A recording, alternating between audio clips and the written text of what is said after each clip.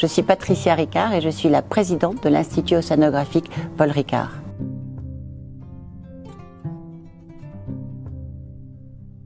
L'Institut océanographique Paul Ricard a été créé en 1966 par mon grand-père Paul Ricard, qui a inventé notamment la célèbre pastis qui porte son nom en France. Et c'était le fruit d'une colère partagée avec à l'époque des précurseurs de la défense de la nature, des gens comme Alain Bombard, Haroun Tazieff, Jacques-Yves Cousteau, Paul-Émile Victor. Et en fait, ils avaient voulu se révolter contre un rejet d'une usine de bauxite qui faisait des grandes traînées rouges dans la rade de Cassis. On avait appelé ça les boues rouges. Et mon grand-père a dit la belle bleue, la grande bleue ne doit pas devenir la mer rouge. Et donc on avait vu pour la première fois, au lieu d'avoir des jeunes étudiants qui manifestaient, c'était des maires, des ministres, des chefs d'entreprise et des grands scientifiques qui essayaient de manifester pour sensibiliser la population au fait que la mer Méditerranée ne pouvait pas être une poubelle. Ils se sont, pendant 3 ans, vraiment ils se sont battus vraiment comme des lions.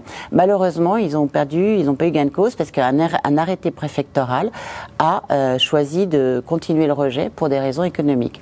Mon grand-père et Alain Bombard, à ce moment-là, ont décidé de créer un observatoire de la mer sur l'île des Ambiers, dans le Var, dans le sud de la France, qui deviendra par la suite l'Institut océanographique Paul Ricard, qui fêtera ses 60 ans l'année prochaine et qui reste encore à ce jour une des trop rares initiatives de financement et de mécénat privé d'une entreprise et de philanthropes en faveur des sciences de la mer.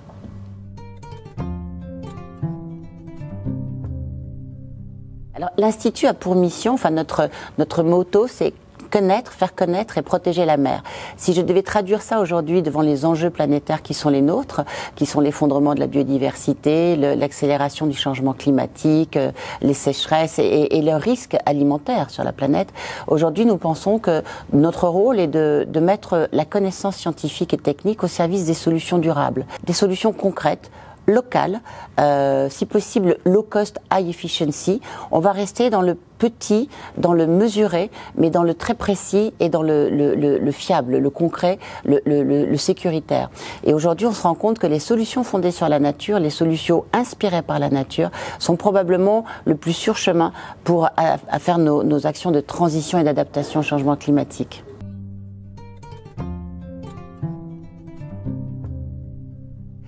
Sur le projet Araguna-Ardjingen que nous avons initié avec la fondation Veolia, notre principale participation va être la compétence scientifique et technique. Car l'idée est formidable, aller élever des poissons au plus près de l'eau de captage, là où elle est bien fraîche et bien oxygénée, pour enrichir l'eau avec des poissons qui ensuite servira à l'irrigation pour enrichir le maraîchage. On voit bien que là on est dans une solution inspirée de la nature, on va recréer un écosystème. En revanche, là où ça va être intéressant et là où il va falloir de la compétence, c'est comment on va maintenir cette eau le plus fraîche possible, le plus longtemps possible, parce que qui dit eau fraîche dit oxygène. Donc en fait, nous allons essayer de voir le bien-être du poisson, parce qu'il faut que l'élevage non seulement survive de manière à pouvoir faire de la protéine bleue lorsqu'il aura fini son parcours de grossissement, mais il faut également qu'il reste en bonne santé pour enrichir l'eau qui va apporter les éléments nutritifs aux plantes. On est là vraiment dans une approche écosystémique où finalement la plante et le poisson vont avoir un effet bénéfique l'un sur l'autre.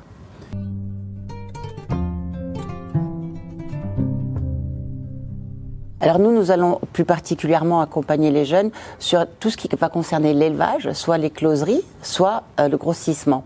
En fait, donc il va y avoir effectivement la compétence en qualité de l'eau, puisque pour un poisson, l'eau est peut-être plus importante que la nourriture. C'est vraiment la qualité de l'eau dont son bien-être va dépendre et son grossissement. Nous allons aussi, il y a tout simplement accompagner l'aquaculture, c'est avoir la maîtrise de la température de manière à pouvoir sexuer les poissons. C'est une façon de doser l'alimentation pour être sûr que le poisson et l'alevin se développent comme il faut. Et c'est en fait accompagner le vivant sur tout le processus de l'opération, de l'écloserie jusqu'à la maturité du poisson élevé.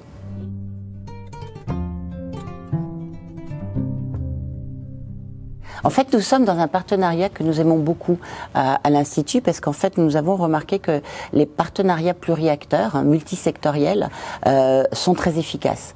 C'est-à-dire que moi, j'appelle ça le carré magique. Dans un carré magique, vous allez avoir un partenaire académique, en l'occurrence la science et la technique seront représentés par les acteurs de l'Institut océanographique Paul Ricard.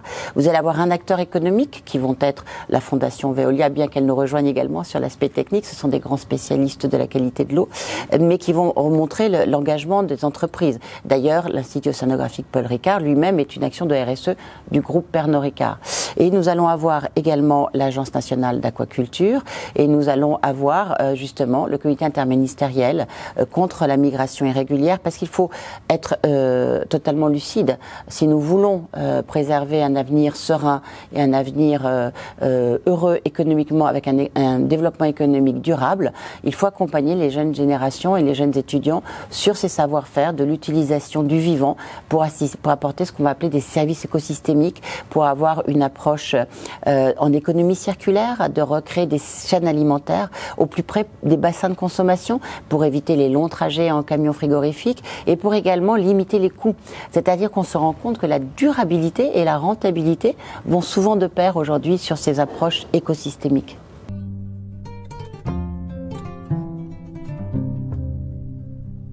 Vous savez, quand nous avons commencé ce programme il y a 6-7 ans maintenant, nous ne savions pas que nous allions recevoir avec la Fondation Veolia le prix du World Water Forum.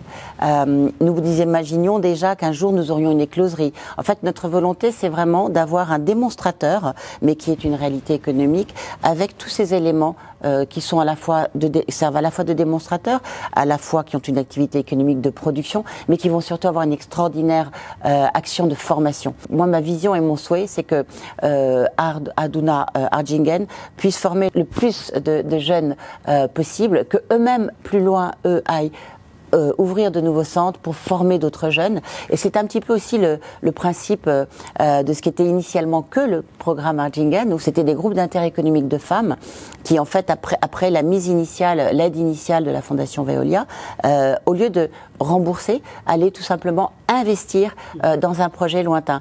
Aujourd'hui, nous en sommes à une dizaine de projets. Et moi, mon rêve, c'est que tout cela se développe et se propage et se réplique. Que ce transfert de connaissances ne soit pas perdu et au contraire se développe et s'enrichissent. Parce que probablement les jeunes, dans quelques années ou dans 10 ans ou dans 15 ans, en sauront tellement plus que nous aujourd'hui. Donc voilà, c'est une dynamique vertueuse. On est dans le partage, on est dans la formation, on est dans le transfert de compétences et on est dans de donner un outil aux jeunes pour pouvoir prendre leur avenir en main localement et en accompagnant la communauté et l'intérêt général.